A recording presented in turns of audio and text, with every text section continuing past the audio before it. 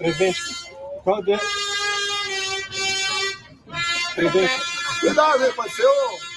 Presidente, sinal aí. Presidente, É um sinal, Bolsonaro, é um sinal que você já foi e o corpo está fedendo atrás da porta. 10h07. Seja bem-vindo, Fabiano. Uma honra, uma satisfação te receber aqui no Diário do Centro do Mundo. Ah, que honra. Muito obrigado pela oportunidade aqui de falar um pouco dessa tarefa, né, política que a gente executou aí. E me deixa muito feliz porque ele demonstrou que está destabilizado. Acho que é a grande coisa, a grande análise é essa, porque um político experiente jamais ficaria estático escutando uma manifestação contra ele próprio, né? Ele ficou ali meio que imobilizado, pensando o que ele ia falar, Travou. né? E, poxa, eu Thiago e Baraci, eu já invadi vários links da Globo, né? Quando o Lula estava detido lá, preso em Curitiba, e nenhum deles nunca parou de falar, né? Então, mostra esse momento do Bolsonaro de fraqueza política. E na política, quem entende política, não é muito bom demonstrar fraqueza. E que bom que o Trompete revelou essa fraqueza dele, né? Que a gente foi para isso, né? É isso, a gente foi para atacar. Eu gosto da palavra atacar. Uma vez a primeira comunicação que eu tive com o presidente Lula, quando ele estava preso, ele viu uma entrevista minha com o Conde, né, o Gustavo Conde, e eu falei que eu não gostava muito da palavra resistência, apesar de respeitá-la, né, por toda a nossa história de luta, né, de resistência, mas eu penso da seguinte forma: se você está resistindo, você está perdendo, você está resistindo a algo. E o que a gente tem que fazer sempre para a gente ganhar uma disputa, uma batalha, uma guerra, é avançar. A gente tem que ir para frente, né? Então, o Trompete meio que faz essa tarefa de, enfim, uma manifestação lúdica, política, e que gerou, enfim, muita alegria, creio eu, e muito desespero para o bolsonarismo, porque viu a sua liderança acovardada, desestabilizada e desesperada. Então, que bom que isso aconteceu.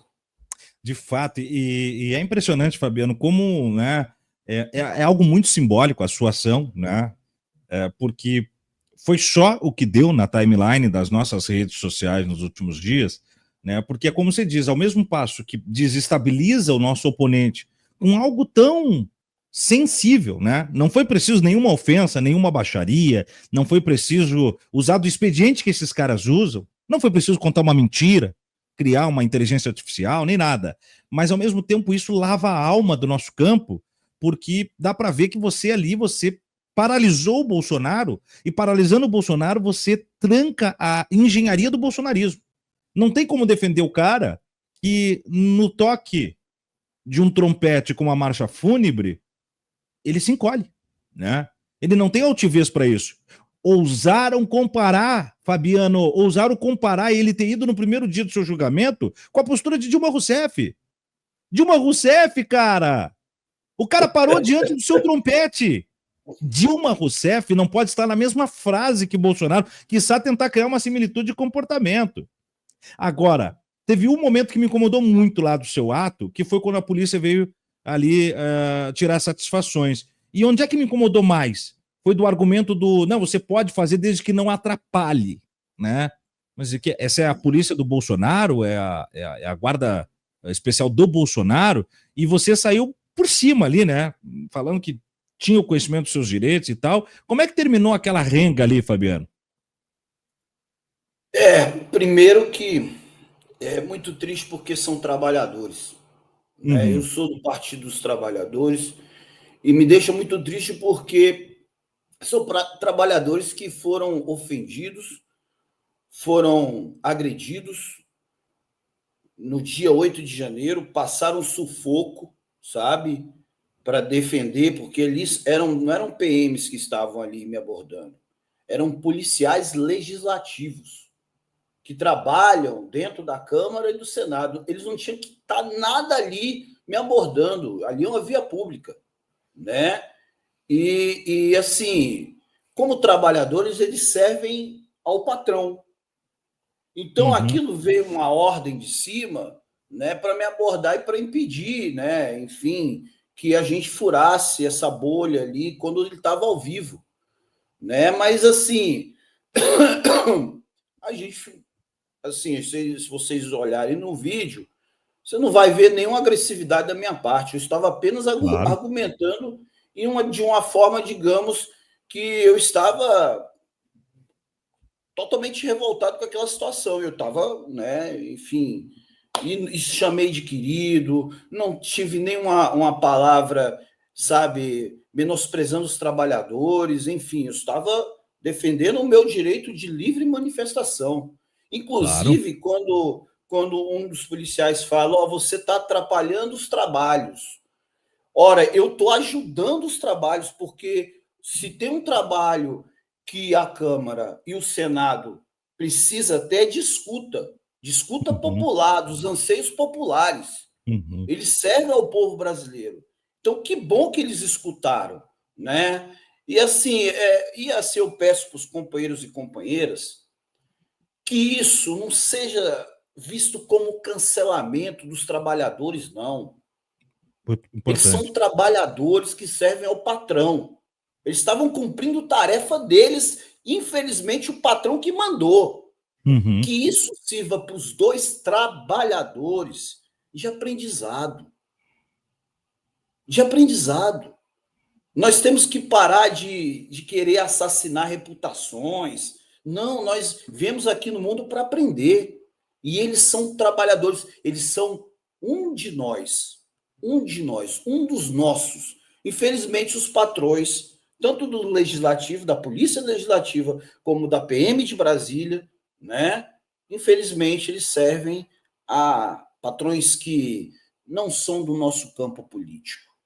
É. Então, Mas assim, manda muito até um sensível. abraço para os dois, manda até um abraço para os dois. Não fui indelicado Legal. e sendo justo com os dois, nenhum dos dois chegou a triscar em mim, tá? Não chegaram, eles só queriam impedir que eu tocasse. Então, vamos ser justos com as análises, justos com os trabalhadores, tá? Então, é isso que eu peço para a companheirada, né? Nós somos sempre o Partido dos Trabalhadores. Seja de qual tarefa o trabalhador está fazendo. O que a gente tem que combater é esse campo político que absorve esses trabalhadores para lutar contra o povo. Então, é mais ou menos isso, companheiro. Muito bom, Fabiano. Você toca num ponto de muita sensibilidade, tá? De muita necessidade, inclusive, que nós tenhamos, né, sob a visão do nosso campo. O nosso inimigo não é esse trabalhador que está nessa prestação de serviço, ainda que muitas vezes, né, no enfrentamento direto. Fabiano, de todos os grandes momentos que você teve, né, que tecnicamente embalou mesmo, né, a história recente da nossa república em melodias e sons, você entende que esse é o momento mais importante das suas manifestações, dos seus atos, ou tem algum outro que te marca mais do que essa marcha fúnebre para o momento derradeiro do Bolsonaro? Olha, para a questão de mídia, enfim, essa ação foi a mais importante. Para a questão de mídia, enfim, de furar uma bolha, de mostrar uma fraqueza do nosso inimigo político, claro que isso trouxe uma visibilidade muito maior, mas energizar o nosso presidente Lula, manter ele forte lá na vigília, quando a gente tocava as músicas que ele gostava, né? Eu sou vascaíno, eu toquei até o hino do Corinthians para ele, enfim, para ele ficar forte. Eu acho que essa tarefa tem uma importância muito maior, inclusive para o meu coração. Lógico que tem também um resquício, como acho que tu falaste no começo, da questão de uma vingança, né? Eu, por exemplo, eu tive um tio, Francisco Celso Leitão, né, que foi morto na ditadura lá no Piauí, né? Era um estudante, sabe? E panfletava, enfim, fazia aquela agitação política. Ele foi morto na ditadura. Então, assim, nesse aspecto, eu tive muito, digamos, eu acho que eu me senti muito energizado por ele, sabe? E por tantos, eu sou amigo da Hildegard Angel, sabe? Que é uma companheira valorosa. Estive até com ela há pouco tempo no Rio de Janeiro. Então, a história de vida da família Angel, com o assassinato do Stuart, e também o assassinato da Zuzu, que depois ela descobriu, inclusive no dia que eu estava com ela, Tiago, ela descobriu que o mesmo legista que fez a análise lá do acidente do JK foi o mesmo da mãe dela. Olha que, meu Deus, né? Como não se percebe essas, né? Coincidências do destino, né? Muito coincidência, né? Muita coincidência. Mas assim, então, eu acho, Thiago, que isso é de... A gente sempre... Eu tive há pouco tempo, Thiago, na Venezuela. E essa experiência da Venezuela me transformou, principalmente nesse aspecto da gente honrar os nossos, sabe? Tu andas lá em Caracas, você vê uma estátua de Simão Bolívar a cada quarteirão, sabe? Tu vê toda hora um mural, um mosaico, uma pintura de parede muito bonita. As pessoas honram as pessoas que lutaram, sabe? E aqui no Brasil a gente tem os apagamentos. Os apagamentos. Eu falei em outra live que eu toquei na pedra do Marighella, em São Paulo, né? Uma pedra ali que é colocada no lugar que ele morreu, mas é uma pedrinha e não tem um monumento, tem uma pedrinha no chão, sabe? Aqui em Brasília, que é a terceira maior cidade do país, não tem um monumento para o Marighella, não tem nada, sabe? Eu faço, mais uma vez, falei com a Hildegard, eu falei, aquele terreno de Curitiba, o PT precisa comprar aquele terreno e construir um memorial de luta, né? De luta, porque foi uma das lutas mais extraordinárias que a gente já teve. Então, a gente tem que sempre honrar os nossos, os que lutam, os que se entregam, sabe? Então, essa ação, lógico que desestabilizou o Bolsonaro, foi muito engraçado, o pessoal deu risada, né? Mostrou a fraqueza política dele, isso é fantástico. Só que o mais importante foi falar que a história continua. Porque ninguém da ditadura, nem desses generais, foram presos. De fato. Gente que morreu, que torturou, que todo mundo sabia, sabe? Que torturou a presidenta da República, Dilma Rousseff, e que ficou tendo uma boa vida, com um salário bacana a vida inteira, que não pagou o preço. Então, assim, eu acho que, nesse sentido, realmente foi muito importante, mas tem toda uma tarefa histórica aí de embalar o presidente Lula nos momentos mais difíceis, e a gente está para cumprir tarefa. O que eu sei fazer, Tiago e Baraci? O que eu sei fazer é tocar trompete. É o que eu sei fazer. Então, outras pessoas que cantam, que dançam, que, enfim, podem contribuir com a luta. Que graça tem a gente saber algo e não transferir para o nosso povo? Que graça tem de viver, sabe?